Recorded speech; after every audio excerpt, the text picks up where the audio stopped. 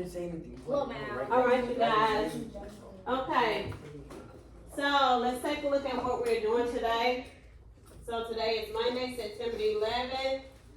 We're going to have a new standard. Your topic is Newton's laws of motion. So go ahead on and set that up in your interactive notebook, your table of contents, if you have not already done so, because that will be our topic. And we're going to start out by doing Newton's first law. So today we're going to do Newton's first law. Tomorrow we're going to do the second. And Wednesday we're going to do the third.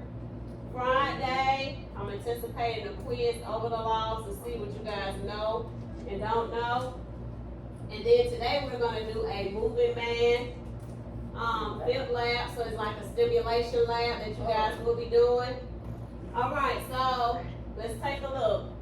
So let's start off with our standard. So here's our standard for this topic.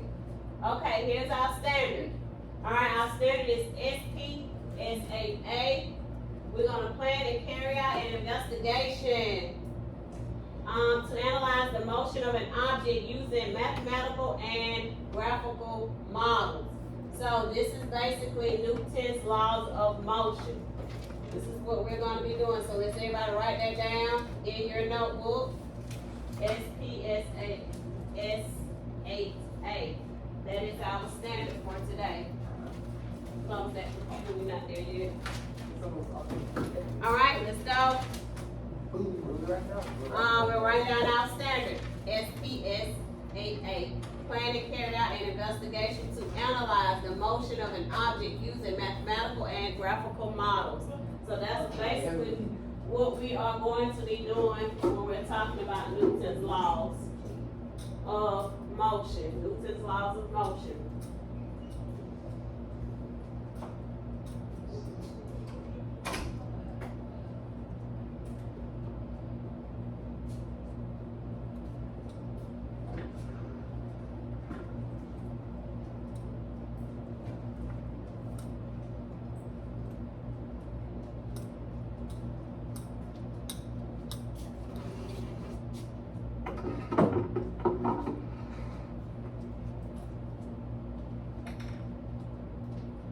Let me get a thumbs up who's done.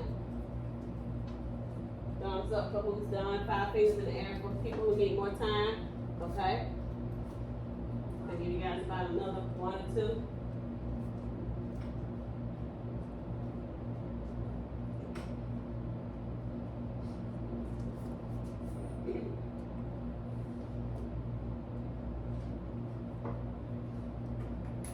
Thumbs up. Okay.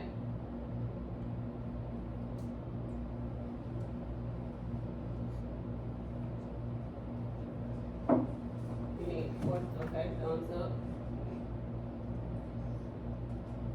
All right, let's take a look at these essential questions. It says, what are Newton's laws of motion? So you guys should be able to answer that. And it says, what is the difference between distance, displacement, speed, velocity, time, and acceleration? So these are your EQ questions. Once we're done talking about Newton's laws, we should be able to answer these questions once we are done. Once we are done. 5 fingers in the air for whoever's still writing. Okay.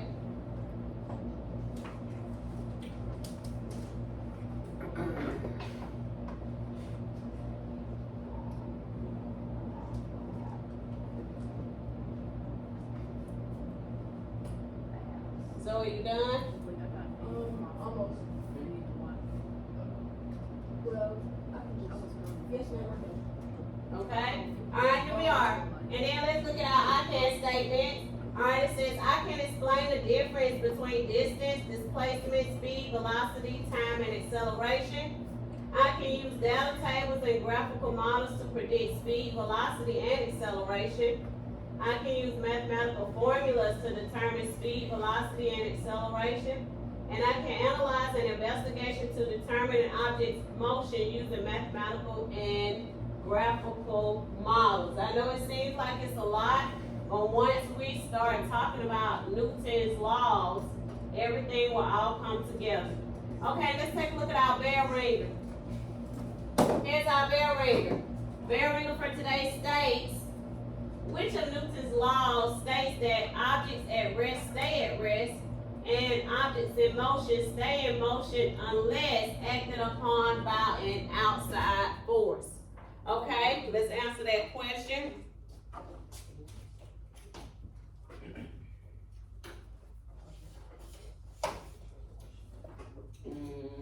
Let's answer that question.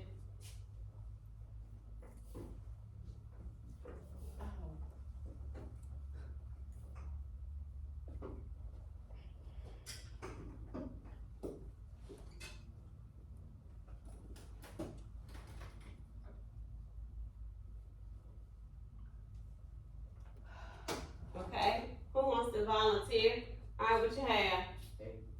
A, that's right, Newton's first law. That's gonna be the first thing we talk about today, Newton's first law. Very good, Newton's first law.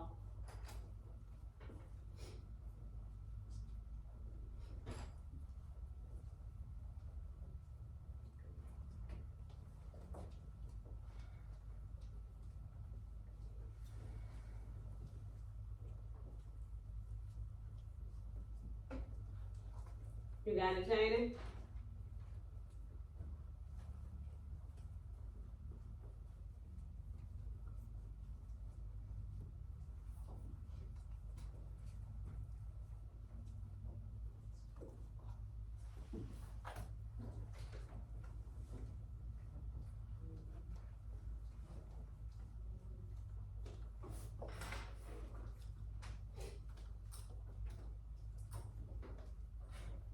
All right, 5 fingers. Who need more time? 5 fingers.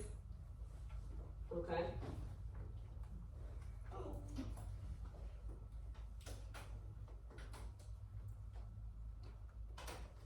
All right, so let's go into Newton's first laws. Okay, here we are. Who, you still needed more time? Okay.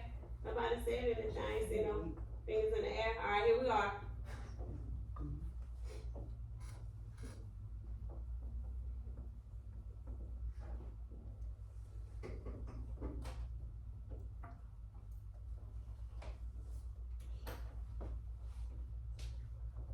Okay. All right, here we are. Okay, let me go back. All right, so what we're talking about, Newton's laws of motion. Our standard is SPSAA. We're going to plan and carry out an investigation to analyze the motion of an object using mathematical and graphical models. Our essential questions: what are Newton's laws of motion? What is the difference between distance, displacement, speed, velocity, time, and acceleration? All right, once we're done, we should be able to, explain the difference between distance, displacement, speed, velocity, time, and acceleration. I can use data tables and graphical models to predict speed, velocity, and acceleration. I can use mathematical formulas to determine speed, velocity, and acceleration. And I can analyze an investigation to determine an object's motion using mathematical and graphical models. All right, here we go. Force and mass. All right, so a force is a push or pull required to change an object's motion. Vector show magnitude and direction. All right, so I gave you guys a vocabulary term, so we should have some of this already in our vocab. I finished it. Right, so I'm gonna have to check off on that as well. Okay, so we know a force is any type of what? Push or pull. And what's one example of a force that we kind of do for an activity that has something to do with a pulley? Tug of war? Tug of war, that's right. Oh, that's not me. Tug of war, that's right. Very good. Okay? Yep, tug of war. Did you guys play tug of war, right? Yes. Elementary school. We had fielding. I don't know how to field that. Okay, so let's see what's next. Alright, so we have 4 forces known in the universe. We have a what? Electromagnetic force, which calls from electric and magnetic interactions. We have a strong nuclear force, which is responsible for holding the nucleus together in an atom. It is the strongest force and it acts over the shortest distance. We have gravitation, which is the weakest force. It acts over the longest distance. what is that standard number for our gravitational potential? What was that number I gave you guys? When we was SPS 7. I know, but what's that number that I gave you guys that deals with the gravitational potential? 9.8. 9.8. That's right. Very good. 9.8. Always 9.8. All right. We have a weak nuclear responsible for radioactivity in atoms. All right. So let's look at this electromagnetic. What are some examples of magnetic interactions? What are some examples of magnetic interactions? Magnets, that's right, because what happens? Once you put that magnet on top of an object or around the object, you can basically control the way it moves, or either you can pick it up, right? What about electric? What's the example of that? Plugging in your phone. Plugging in your phone, what's another example? But the main thing that I'm basically looking for, what happens sometimes when you come and you touch a doorknob, what happens to your hand? Static electricity. That's right, that static occurs. So that means that when you touch that knob, you have touched some type of surface that is negative, and it causes you to feel some type of static. And then what happens? You tend to do what? Jump back, right? You tend to say, "Oh, that hurts," or you move your hand. Okay, here we are. So this is what I want you guys to write down. Yes. I didn't finish that. Oh, We're supposed to. no, you weren't supposed to write this down. Um, Okay, so let's look. Alright, so we have two different types of forces, and I do want you guys to write this down in your notebook. I want you guys to do two columns. You're going to have one for contact and one for field. Alright, so these are our two types of forces, that contact, and then we also have that field. So we're going to do two columns so we can put information in both. One for contact and one for field. Okay? See how I have that? Alright. Can I move on? Okay, so here we are. Alright, so let's look at contact. Okay, so up on our contact, we're going to put this. Our contact force. Okay? It exists when an object from the external world touches a system and exerts a force on it. So that's contact basically. That's our contact force. Exists when an object from the external world touches a system and exerts a force on it. That's what we should put up on the contact.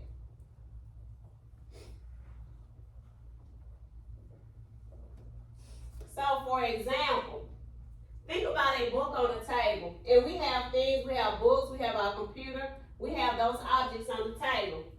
If you push it, you are exerting a contact force. If you put it down, no longer interacting, so no more force from you. But where is that force coming from now? It's coming from the what? The table is touching it, so the table is now exerting a force on your book, your computer, what you have on top of your table. Everybody have that? Yes. Okay. Alright, so now let's go to field forces. That's our next one. Alright, field force is an object. An object can move without something directly touching it. That is our field force. So we have gravitational force. That's an example of a field force. And then we also have that magnetic, electric forces, and we also have those nuclear forces. So these are forces where you don't directly touch an object. Because you know with the magnet, we don't have to necessarily touch that object. If it's attracted to that magnet, it's going to move in the direction that we're moving that what? Magnet, right?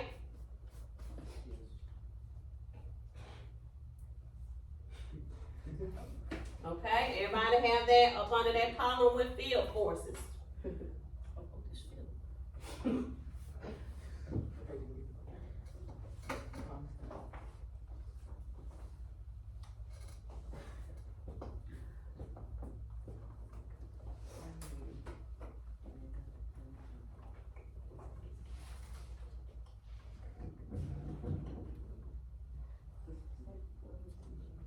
Okay, 5 fingers, who's still writing?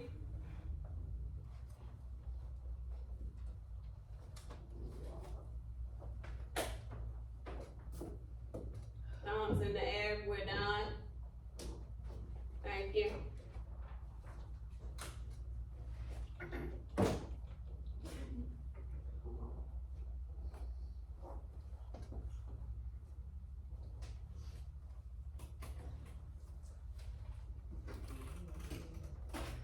Okay, 5 fingers in the air, we still need more time.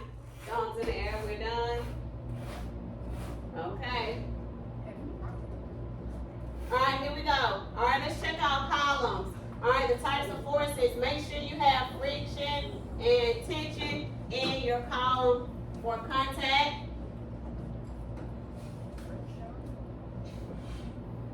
Okay. And then, let's look up on the field. Make sure you have gravitational, electric, magnetic, applied, and a spring. Yep, a spring is an example of a field force.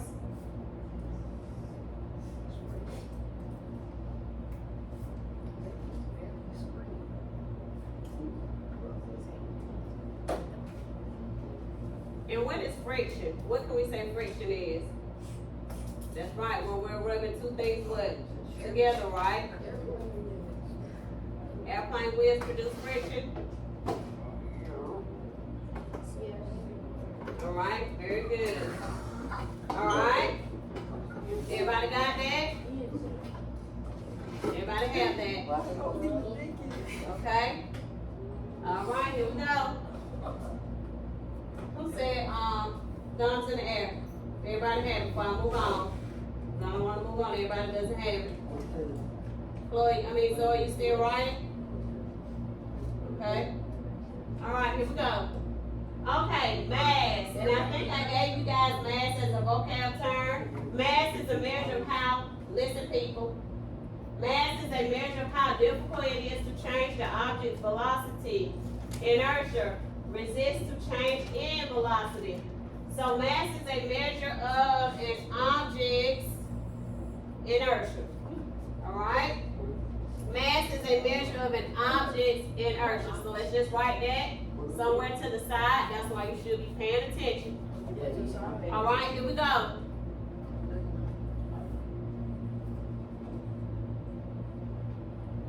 Mass is a measurement of an object's inertia.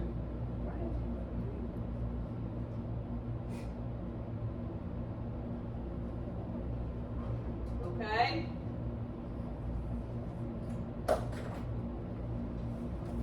All right, 5 fingers and we still writing.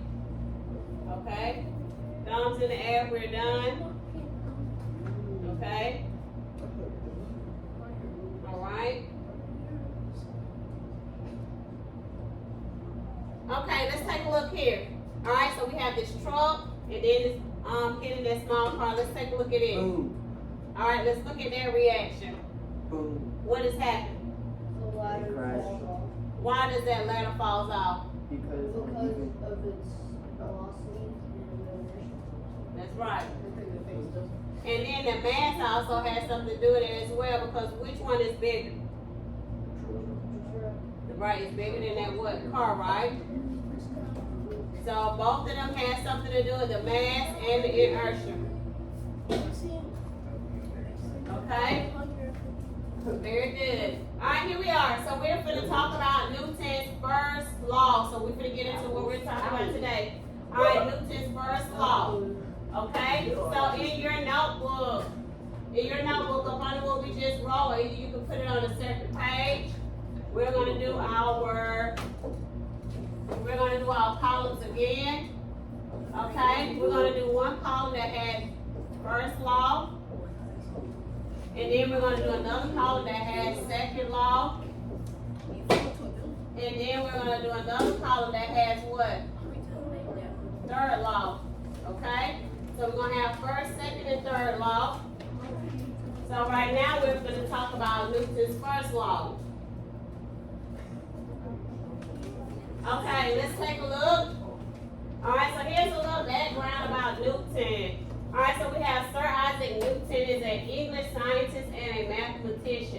He's famous for his discovery of how the law of gravity also discovered the 3 laws of motion. So he talked about his discovery of the law of gravity and the 3 laws of motion.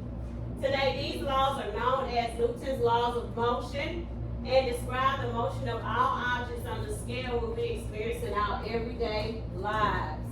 Okay? All right, here we go. Newton's laws. So we have 3 different laws. First law states an object in motion tends to stay in motion, and an object at rest tends to stay at rest unless acted upon by an unbalanced force. Our second law states force equals mass times acceleration. We'll talk about that on tomorrow. And then our third law is for each action, there's an equal and opposite reaction. We'll talk about that on Wednesday. What's your question, Can Dave? you write that down? I'm going to tell you what to write down in just a second. Okay, here we are. Let's go to Newton's first law. This is what we're going to write down in our, but look, let's summarize it. All right, it says Newton's first law. An object at rest tends to stay at rest, and an object in motion tends to stay in motion unless acted upon by an unbalanced force. So how can we make that smaller? How can we condense that and basically summarize Newton's first law? Let's take a look at it real quick and see how can we summarize that to make it smaller. How can we summarize Newton's first law?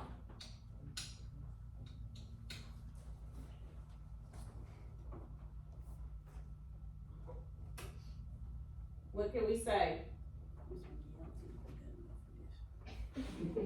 What can we say? It says an object at rest tends to stay at rest, and an object in motion tends to stay in motion unless acted upon by an unbalanced force.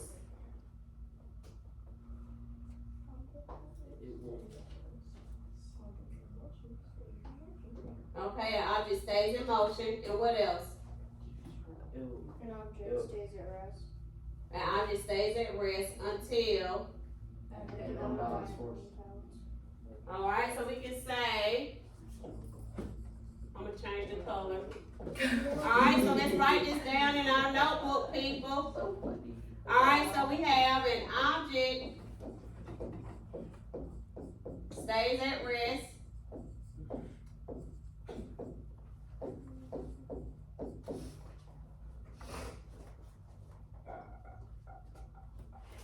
until an unbalanced force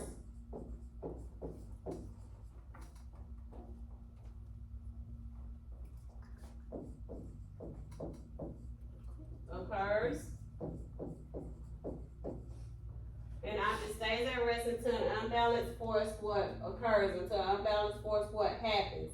Causes that object to what? Move or either stop. Moves or stops. Because if it's moving, then an unbalanced force comes in, it's gonna either stop it or slow it down. If that object is at rest, and if an unbalanced force comes into play, it's gonna cause that object to do what? To move. It's gonna cause that object to move. Okay? We got that? 5 fingers who's still writing. 5 fingers in the air who's still writing. Okay?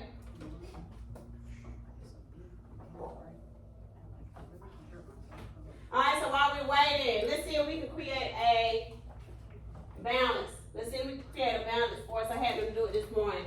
Alright, get 2 fingers. Get your pencil. Put it on top of your 2 fingers. See if you can create. See how long you can create a balance. Put it to the edge. See how long you create a balance force without your object moving. See how long we create a balance force. No, you can't put it back. No, it's too easy. It's too easy? Yes. 1 finger. Alright, do 1 finger. Alright. Let's see. Do 1 finger. Let's see how we can keep these what happens with 1 finger? It's still Harder. Why is it harder with 1 finger? No, it's easy. Less surface area. It's still easy. Okay, some people it's easy, some people, hey, do it with your pinky. Do it with your pinky. Do it with your pinky. Easy. I see some people get it, okay? Believe it. Alright, let's look right here. Alright, basically, look. Alright, an object will keep doing, hey, listen, an object will keep doing what it was doing unless acted upon by what? Unbalanced force. Hey, let's come back together. By unbalanced force. If the object was sitting still, it will remain stationary, which means it will not be moving. If it was moving at a constant velocity, it will keep what? Moving. It takes force to change the motion of an object. Let's write that down. It takes force to change the motion of an object. Let's write that down. It takes force to change the motion of an object. And it does. It takes force. First one. It takes force to change the motion of an object. What's the first one? Yes, we still up on the number one. We're still up under Newton's first law. Okay?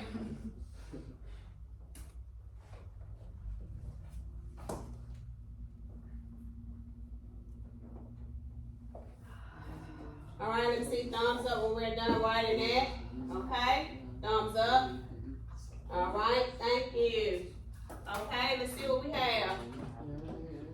Alright, listen, what is meant by unbalanced force? What do you guys think is meant by unbalanced force? It's not balanced. Right, so it means you don't have the same number on what? Both sides, right? Okay, here we are. Alright, let's take a look at this example. Alright, it says the forces on the book, the forces of the book are balanced. So the table pushes upward on the book, and what happens? Gravity pushes what? Downward. So if the forces on an object are equal and opposite, they are said to be what? Balanced. And the objects experience no change in motion. But if they are not equal and opposite, what happens? Those forces are what? If they're not equal, they're what? Unbalanced. That's right. And that's when motion of the object starts to what? Occur, starts to happen. Okay? Alright, let's look at some examples right here. Alright, it says a soccer ball is sitting at rest. It takes an unbalanced force of a kick to change its what? Motion. Because people that play soccer, they know how to position their foot in order to kick the ball to go in a what? Certain direction, right? Even people that play basketball, you know how to position yourself with the ball in order to what? Make the ball go into the basket, right? Same thing with football. When you throw the football, you guys know how to position, what is it, your wrist in order for that ball to go a certain way. Oh, it's the elbow? Okay, you position your elbow. And then with softball, my daughter plays softball, so the pitcher has to position her wrist in order for that ball to go in a certain way. Either it's going to be a strike or it's going to be a ball. So those are different types of motions. All right, look what we have here. Tug of war. I know that's what somebody asked this morning. It's just an example. Okay, so this is what we're doing. All right, it says two teams are playing tug of war. They are both exerting equal force on the rope in opposite directions. This balanced force results in no change of motion. And then I also gave guys the example this morning. Have you guys seen Squid Games? Yeah. Remember when they was playing that tug of war, and what happened when that when the other team started to exert more force? What happened to the other team? They started to what? They got killed. That's right, they failed. Third. Okay, here we are. All right, Newton's. This is something else you need to write down in your notebook. All right, so up under Newton's first law, also we're gonna say Newton. The first law states that all objects have what?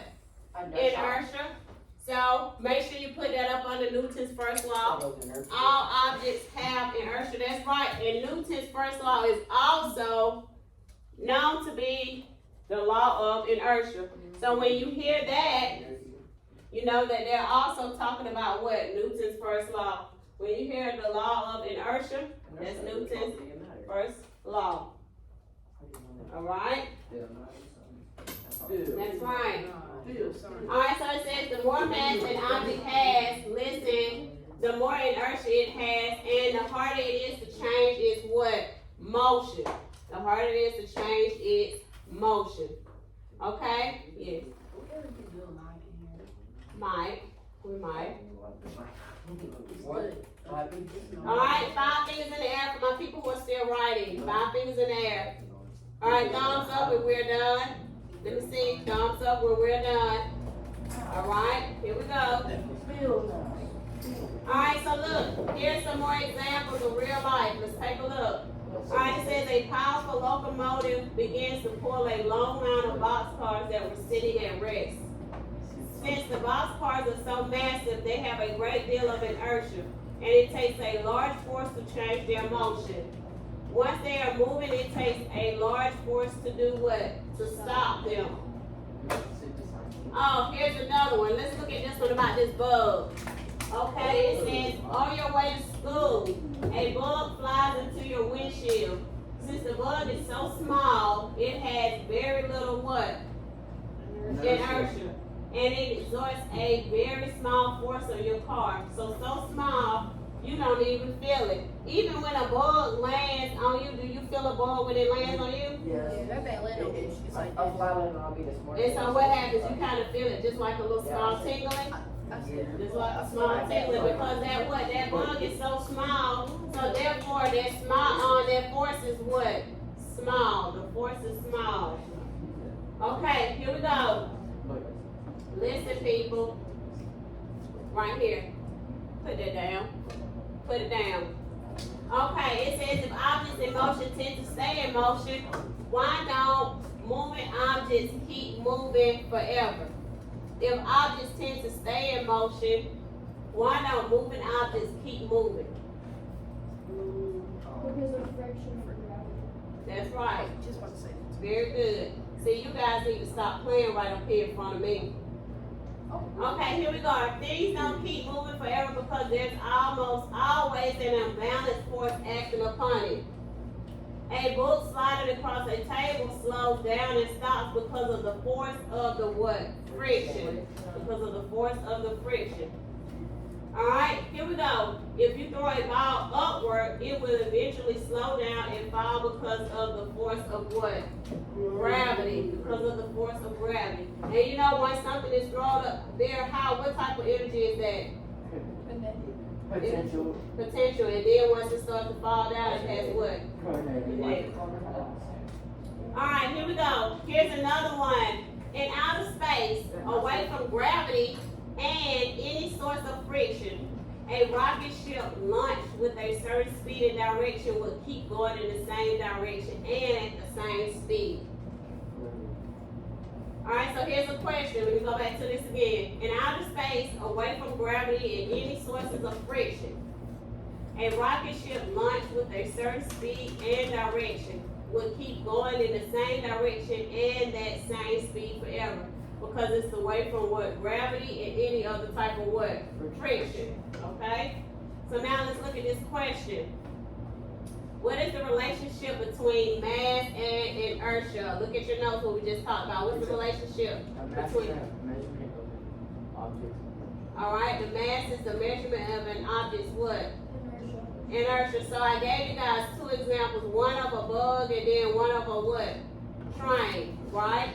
Talked about that locomotive. That train has a high what? Inertia. Because it has high what? Mass. That bug has what type of inertia? Low, because it has what type of mass? It has a small mass, low mass. Very good. Alright, listen. Mass is measure of how much inertia something has. Alright, here's our next question. Is inertia a force? No. Yes. Look at your notes. Is inertia a force? Yes. I need somebody to answer. Is inertia a force? No? Why? Because Why isn't inertia a force? it's a measurement. It is a measurement. Very good. Very good. It is a measurement. Let's see what we have. Alright, very good. Inertia is property of matter. Something has inertia. Inertia does not act on what? Something. Next question. Listen, a force of gravity between the sun and its planets holds the planets in orbit around the sun. If that force of gravity suddenly disappeared, in what kind of path would the planets move? Alright, ladies, I'm gonna get y'all to answer this because y'all been real quiet. Look at this question up here. Alright, take a look at this question. It says, a force of gravity between the sun and its planets holds the planets in orbit around the sun. If that force of gravity suddenly disappeared, what kind of path would the planets move in? What kind of path would those planets move? Put your foot down. It'll do what? It would drop.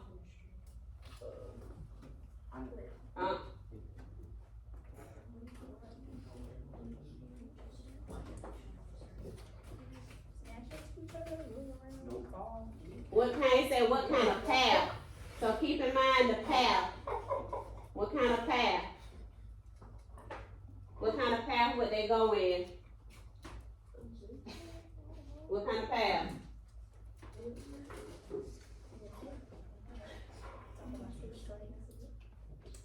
What y'all think, ladies?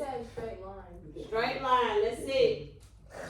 Alright, that's right. Each planet will move in a straight line at a constant speed because you don't have anything stopping it. It will just constantly move in a straight line because nothing is stopping it. But once something comes and stops it, then it will not move in a straight line or at a constant speed.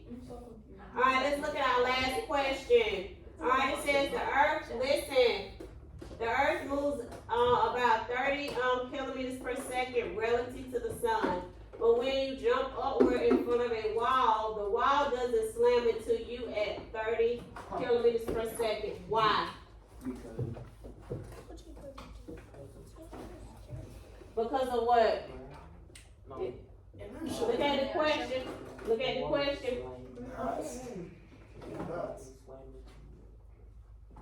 Give me 1 second, man. Look at the question. Alright, the earth moves about 30 kilometers per second relative to the sun. But when you jump upward in front of a wall, the wall doesn't slam into you at 30 kilometers per second. Why? Because you're running to the Alright, what you say, Dane? Because the earth is going around the sun and orbiting in the opposite direction. Okay. I mean, not orbiting, it's spinning in the opposite direction that it's orbiting. Okay. And so what happens? We're all doing what? We're all moving at what? one direction. We're all moving at that same speed, right?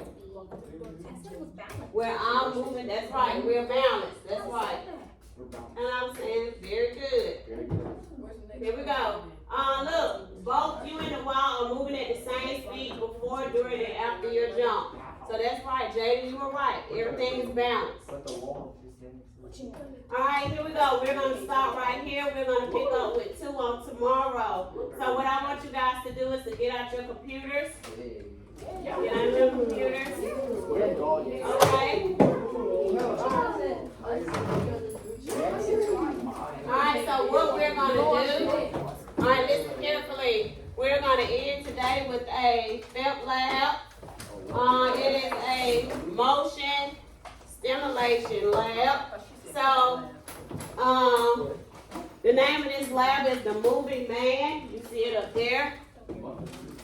Alright, so what you guys are going to do, you guys are going to look at his acceleration. And you're going to calculate what happens. Yes, we're going to do it. Each day we're going to do a different part.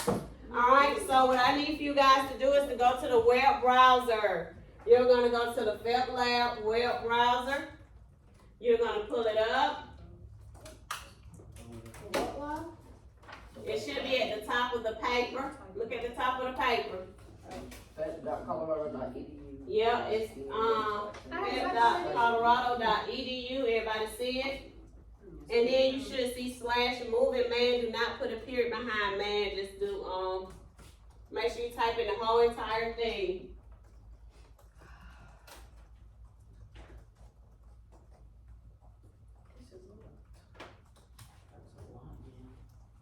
Alright, so, What if I spill something? you see it? Colorado. You see yours? I've been to Colorado. Same, you too. Very nice. Yeah, sure. Make sure you put /moving man so you can go directly to that site. Oh, yeah. Okay? Like I told them this morning, Oh, yeah. make sure, listen, make sure you read everything on this paper before you start to do anything. You need to make sure you read everything on this paper before you start to do anything. Make sure you read everything on this paper before you start to engage in this lab. Alright, so let's go back right here. Alright, so we're going to plan and carry out an investigation to analyze the motion of an object. We're going to calculate the motion of this what? Of this person. That's right. We're going to use mathematical and graphical models. Thank you, sir. You got it? Okay. So now it says we're going to be talking about what is the difference between distance, displacement, speed, velocity, time, and acceleration. That's our central question. Let's look at our I can statement. Right now, we're going to do what? I can analyze an investigation to determine an object's motion using mathematical and graphical models. And that's exactly what we're finna do during this stimulation, okay? Alright, so let's get started with this. We're gonna close with this today. So the last few minutes of class, we're gonna start on this moving man. So get started, people. Get started. Make sure you put your name on your paper. What class period is this? Put that on the top of your paper as well, and today's date.